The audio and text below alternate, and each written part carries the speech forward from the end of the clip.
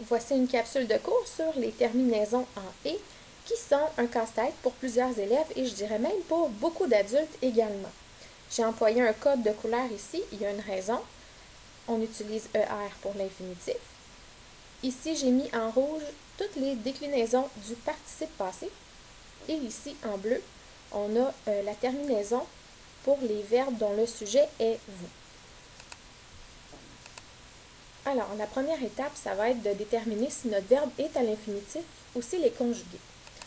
Le problème avec les verbes en ER, donc les verbes du premier groupe, c'est qu'on les prononce de la même façon quand ils sont à l'infinitif et quand ils sont conjugués. Alors, pour remédier au problème, on va les remplacer par un verbe d'un autre groupe. Ceux qui sont les plus fréquemment utilisés, on va remplacer par bâtir, finir, vendre, mordre, parce que ce ne sont pas des verbes du premier groupe et ils se prononcent différemment à l'infinitif et quand ils sont conjugués. Par exemple, le mot vendre à l'infinitif, quand on le met au participe passé, ça devient vendu. Alors, ça devient évident là, de faire la distinction. S'il y a un auxiliaire avec ton verbe, c'est sûr qu'il est conjugué. Un auxiliaire, par définition, c'est un verbe qui sert à former des temps composés. Puis là, quand on parle de temps composé, on parle d'un verbe qui est conjugué. Alors, quand il y a un auxiliaire, ne te pose pas beaucoup de questions. C'est sûr que ton verbe est conjugué, donc c'est impossible qu'il se termine par ER. C'est important que ça, ce soit bien clair. Je vous donne un exemple. J'ai mangé des pommes délicieuses à l'heure de la collation. Je me demande, première étape, est-ce que mon verbe est à l'infinitif ou bien est-ce qu'il est conjugué? Eh bien là, comme je vous ai dit, je suis en présence d'un auxiliaire ici, donc c'est certain que mon verbe est conjugué. Donc, je ne le mettrai pas avec ER. Mais il me reste plusieurs autres choix. Je peux aussi me poser la question, j'ai vendre ou j'ai vendu, si je ne suis pas encore certaine. Eh bien là, vendu, ça m'indique vraiment que mon verbe n'est pas à l'infinitif, il est conjugué. Et là, voilà, j'ai des possibilités ici pour aller compléter mon verbe. On va en parler un petit peu plus tard. À propos du EZ, il faut faire bien attention. Un verbe qui se termine en EZ, c'est un verbe qui est conjugué et dont le sujet, c'est vous. On peut le remplacer par vendez, ce qui est bien logique. Je le remplace par un verbe conjugué dont le sujet est vous. Il faut faire attention parce qu'il y a des gens qui, aussitôt qu'ils voient un vous dans une phrase, ils écrivent EZ sans trop se questionner. Mais si vous procédez à l'étape 1, comme je vous l'ai proposé il y a quelques instants, ça va régler votre problème. Je vous donne un exemple. Je vais vous montrer comment accorder les participes passés. Il y a un beau petit vous ici, alors ça pourrait être tentant de mettre EZ partout puis se dire qu'on a bien fait notre travail. L'étape 1, c'est de se demander si le verbe est à l'infinitif ou s'il est conjugué. Alors, je vais vous montrer, je vais le remplacer par un autre verbe, je vais vous vendre ou je vais vous vendu. Eh bien, je vais vous vendre, ça se dit beaucoup mieux parce que le verbe ici devrait être à l'infinitif. Donc, c'est ER. Même s'il y a un vous, ce n'est pas vous qui est le sujet du verbe puisque c'est un verbe à l'infinitif, donc il n'est même pas conjugué. Je vais vous montrer comment vendre ou bien je vais vous montrer comment vendu. Ce qui est le plus logique, c'est de mettre vendre, donc un verbe à l'infinitif, encore une fois, qui va se terminer en ER. Alors ici, vous voyez bien que ce n'est pas parce qu'il y a un vous que automatiquement le verbe va se terminer par EZ. Une fois qu'on a déterminé si le verbe était à l'infinitif ou s'il était conjugué, là, on détermine que le verbe est conjugué et que ce n'est pas EZ. À ce moment-là, il faut déterminer de quel type de participe passé il s'agit. Si le participe est employé seul ou avec l'auxiliaire être, il va s'accorder avec son sujet.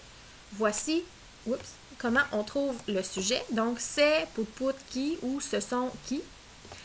Si le participe passé est utilisé avec l'auxiliaire avoir, il va s'accorder avec le complément direct s'il est placé avant. On va voir ça un petit peu plus en détail. J'ai un exemple ici. Maxime est allé voir un film au cinéma. Première question que je me pose, est-ce que mon verbe est conjugué ou est-ce qu'il est à l'infinitif? Je vois ici que j'ai un auxiliaire, c'est l'auxiliaire être. Donc, je sais tout de suite que mon verbe est conjugué et qu'il est au participe passé puisque j'ai un auxiliaire. Je retourne derrière, je vois que employé avec l'auxiliaire être, mon verbe va s'accorder avec son sujet. Je vais essayer de trouver le sujet. C'est pout-pout qui pout-pout. Alors, c'est Maxime qui est allé voir un film au cinéma. Mon sujet, c'est Maxime. Je cherche le genre et le nombre de mon sujet. Maxime, c'est un garçon, il est tout seul, c'est donc au masculin singulier. Je vais donc aller mettre mon participe passé au masculin singulier. C'est pas plus compliqué que ça. On poursuit avec un autre exemple. Bien fatigués de leur journée, les enfants se sont endormis. Première étape, je détermine si mon verbe est à l'infinitif ou s'il est conjugué. Alors, est-ce que je dirais bien vendre ou bien vendu? Je dirais bien vendu. Vendu, c'est un participe passé. Je sais que mon verbe ici, il va être conjugué au participe passé. Maintenant, je cherche mon auxiliaire. Il n'y en a pas. Donc, c'est un participe passé employé seul. Les participes passés employés seuls, c'est pareil comme ceux avec être, ils s'accordent avec leur sujet. Je vais donc aller chercher le sujet dans cette phrase-là en utilisant ici l'encadrement avec c'est qui ou ce sont qui. Ce sont les enfants qui étaient bien fatigués de leur journée. Ici, j'ai mis le « était » entre parenthèses parce que, je vous l'ai dit, il n'y en a pas d'auxiliaire, mais il est un petit peu sous-entendu. Puis c'est bien logique parce que avec être, ça se conjugue pareil comme tout seul. Donc, mon sujet, les enfants, masculin pluriel, je vais donc aller mettre mon participe passé au masculin pluriel. Dernier exemple. J'ai mangé des pommes délicieuses à l'heure de la collation. C'est le premier exemple que j'ai utilisé et qu'on n'a pas encore résolu, mais maintenant on peut le faire. J'ai mangé des pommes délicieuses à l'heure de la collation. Je me demande si mon verbe est à l'infinitif ou s'il est conjugué. J'ai ici un auxiliaire, alors c'est sûr que j'ai un verbe qui est conjugué au participe passé.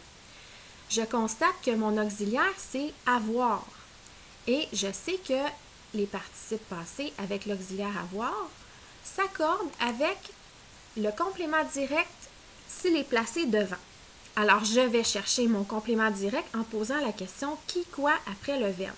J'ai mangé qui? J'ai mangé quoi? Réponse, des pommes délicieuses. Ça, c'est mon complément direct.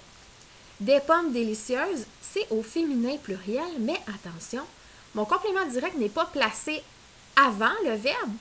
Donc, je ne sais pas si vous vous souvenez de l'histoire de participe que je vous ai racontée. Participe, elle ne s'accorde pas toujours avec avoir. Elle s'accorde avec avoir quand ma reine CD est devant, et ce n'est pas le cas ici. Donc, participe, elle est là, mais elle ne s'accorde pas. Donc, on laisse E accent aigu. Je ne vais pas mettre mon participe passé au féminin pluriel parce que le complément direct n'est pas placé avant.